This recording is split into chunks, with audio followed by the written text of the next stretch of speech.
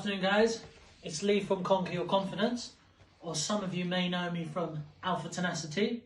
So last week I shared a video on Instagram and Facebook, Lee_Hertzfield. It was a small video on worrying.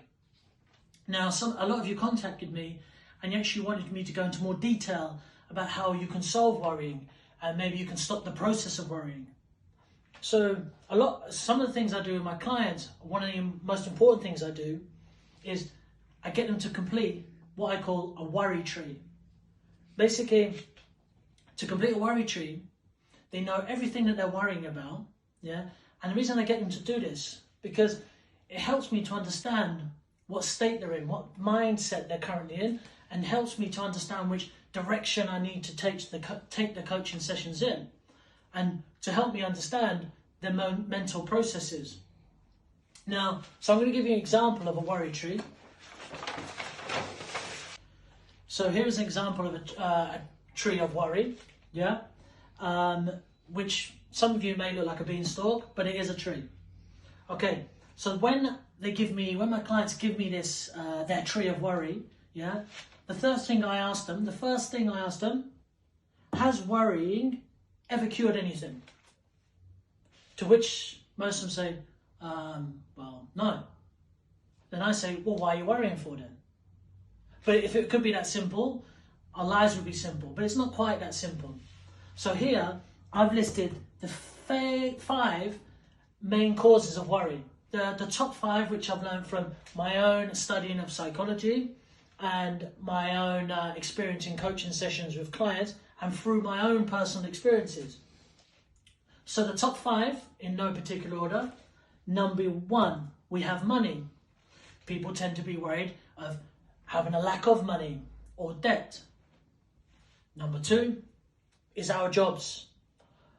So we can be worrying about a lack of a job, how people see us at work, and the inability to perform our role. Next one is how others think about us or how others perceive us. You know, we're often so worried about, oh, I hope they like me, or especially in work, you know. It says here, look, we're always so worried about how people see us at work, and you always try and fit into your social groups, you know. And so we often spend so much time worrying about how others see us more than how we worry about ourselves. The past, you know, we spend so much time believing that our past defines us, but our past doesn't define us. Your past doesn't define your future. You define your future. Yeah? And so in our past, we often get these limited beliefs, you know, like we're not born with these limited beliefs or we're not born with worries. We acquire it over time, you know. Babies are not born with worries. It's something that we acquire for our lives. But so many of us, we spend so much time focused on the past, yeah? And this is often, we have negative thoughts about our past. Mostly, when we think about our past, it's in a negative way, not really in a positive way. And this actually we call the behaviorist approach. You know, so we may be a difficult time in our lives, and we can often try and focus on a point in our past that made us this way. So a cause and effect type thing.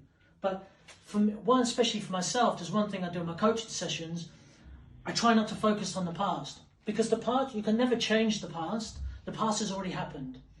Yes, we can learn from it, and through certain more extreme situations, it's important to learn from the past and to open up about the past.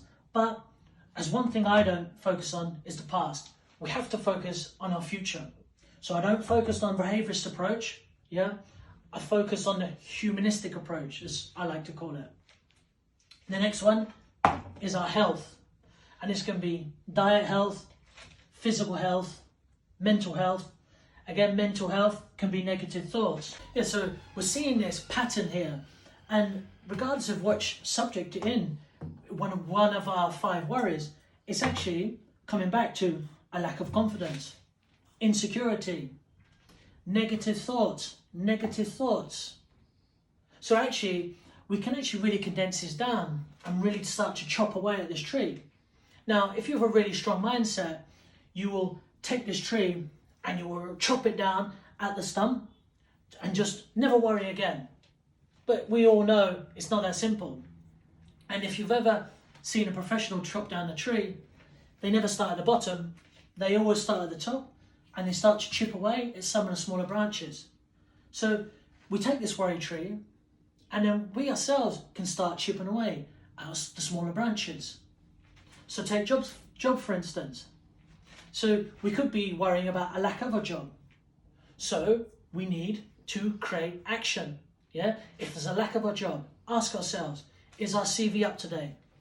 Are we using the keywords that are often found in the algorithms that agencies like job agencies are using? So let's focus on that. If we're at lack of a job, let's get our CV up to date. Let's make sure we're incorporating the keywords, the most searched words in a CV. And again here, how people see us at work. Again, we're back to this, insecurity, confidence. So actually, we've actually got 5 different things here, yeah? But actually, what I do with my clients, we sit there and we consolidate this too. We consolidate this down. We get rid of the 5 and we work together to start to reduce the worries. So here we have a 5-branch worry tree. But actually, what we do, here is our actual tree of worry. We've condensed that 5-branch tree to a 3-branch tree, yeah? And this is our new tree of worry. Crisis of confidence, negative thoughts. We saw that being repeated in our job, in our what people perceive or think about, how people perceive or think about us, you know? In our past, these negative thoughts that keep, and we've probably got a lack of confidence because of certain situations that have happened in the past. And like I said, there's one thing I don't like to do in the classes is talk about the past. We need to focus on the future because the past has happened, like I said. So I take the humanistic approach and we focus on the future. The next, health. You're going to see me use this term a lot in the videos, yeah? And it is meds. And what does meds stand for? It's not taking pills, nothing like that.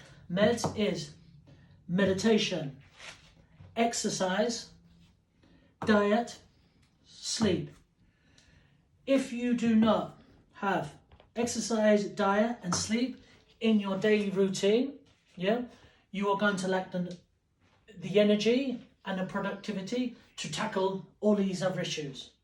So we need to make sure we're getting the correct vitamins, the correct nutrients into our diet, making sure we're constantly hydrated, you know. If you have someone that's trouble sleeping, using calm apps, you know, getting yourself into a routine 2 or 3 hours before you plan to go to sleep. Get yourself into a calming routine. Exercise. Exercise is the one main way to increase energy and to increase your productivity.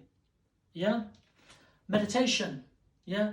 As I've just talked about so much in my videos, I cannot be an advocate enough for meditation. Yeah? Meditation helps us to understand our own internal processes and helps us to understand why we think the way we do. This is something I shared yesterday. It's called introspection. So as we learn to meditate, you often find that when you go into that calm and quiet state, you'll have negative thoughts enter your mind if you're a negative person. So it's time to counteract those negative thoughts. As soon as a negative thought comes in, you counteract it with a positive affirmation. The next is money. Again, money, you're always going to worry about money, whether if you have too much of it or if you have not enough. So now we have our new tree of worry. So now we have to start thinking of a way that we can start clipping away at this new tree, start to take away some of the smaller branches to try and reduce our worries. And as Abraham Lincoln said, if you give me 6 hours to chop down a tree, I'm going to spend the first 4 hours sharpening my axe. And this way, this is where the axe is here, this time our axe is our mind. So we need to sharpen the mind. So the first one, let's talk about money. For all of us, obviously, we saw a very difficult time currently with most people on furlough or maybe have lost their jobs. there's certain things we can do to maybe reduce the worries of money. Now, I must say, I'm not a financial advisor, so any advice I give is just through my own experience and through speaking to financial advisors. But before carrying out any of these, please do consult a financial advisor. Yeah, so we can actually discuss with our landlord or our mortgage lender payment options due to COVID. Same with our utility suppliers. Can we get any reductions because of COVID? Next, for 2 weeks, track your spending. Yeah, and then once you track that spending, the most expensive item that's on your list, the largest expense, see if you can replace it. For example, if you find that in that 2 weeks, your largest expense was nappies, yeah, maybe we can look at going through a cheaper option. Yeah, so any penny saved is a penny earned. So the most important is this one: hold yourself accountable. Yeah, any situation, whether positive or negative, that you're in right now is a reflection on your own actions. And as harsh as that sounds, it's true. And for you to move forward in life, you need to hold yourself accountable. But a good thing when you hold yourself accountable is because you're responsible for putting yourself into that situation, you can also get yourself out of that situation. The next, use codes and coupons. So many people that I know are so embarrassed, they don't like to use a code or a coupon, But like I said, save that money. It's better to have that money in your pocket rather than in some big corporation's pocket. So you'll find so many online codes, coupons. Guys, use them. The next, you may have heard this term, snowball effect. Start off paying your smallest debt first. Yeah, therefore you're saving on the interest, and you can then consolidate those payments you were making in to start paying off more of the bigger debts. Snowball effect, paying off the smallest debt first. The last one, and with all of this, again, like I said, I'm not a financial advisor, but this is just through personal experience and things I've learned, is consolidation. One thing we call debt consolidation. But again, before you do this or any of these, please talk to a financial advisor, or for some free advice, you can contact the Citizens Advice Bureau, or there's loads of advice online, absolute loads out there, so please check those out. Next, we're at crisis of confidence, negative thoughts, a lack of belief. So many different terms we can use for this, insecurities, yeah? But one thing, what are negative thoughts, yeah? Well, basically, your brain is like a computer, yeah? So now it's important that we need to reset this computer, yeah? Because how your brain works, step one, it receives input from external stimuli, yeah? So maybe comments people have made to you, things from your past, the outside world, your circle of friends. And what does it do with that input? It then goes and it processes it, yeah? We call this cognition, yeah? So everything that it's started to learn from its surroundings, and this is especially bad if you're in a negative environment, yeah? It's now processing this negativity. And then, just like a computer, it produces an output, yeah? This output is in behavioral and emotions. So, again, here we are. If the external stimuli is negativity, it processes that negativity and it outputs negativity, worries. Now, there's loads of different ways that we can combat negative thoughts or a lack of belief or a crisis of confidence. There's 3 questions you can ask yourself. Number 1, ask yourself, is there any evidence in your belief? So if you believe that you can't do something, maybe it's something you've never tried before, or maybe it's something in your job that you've been asked to do, but you don't believe that you can do it. Ask yourself, is there any evidence that you can't do this? Or is there any evidence to this belief? Number 2, have you had a similar belief but about a different situation? So if the answer is to yes, again, we're seeing a repeated pattern, that it doesn't matter actually what the situation is, you have the belief that maybe you can't do it. But where did this belief come from? 3, is your belief logical? Is what you believe about yourself, or the negative thought you have about yourself, is it logical? Most of you are going to say no. I know this because from my own coaching sessions with people, they always say no. So if it's not logical, then why are we paying attention to it? Answered those 3 questions, and you've answered them honestly, because it's the most important thing, being honest. Again, being accountable. We can now use positive affirmations, yeah? And I've shared lots of videos, and I'll share lots of cue cards and quote cards for positive affirmations, yeah? And the importance is understanding when to use positive affirmations. There's 3 places we can use, or 3 times we can use positive affirmations when they're at their strongest point. Number 1 is back up to meds.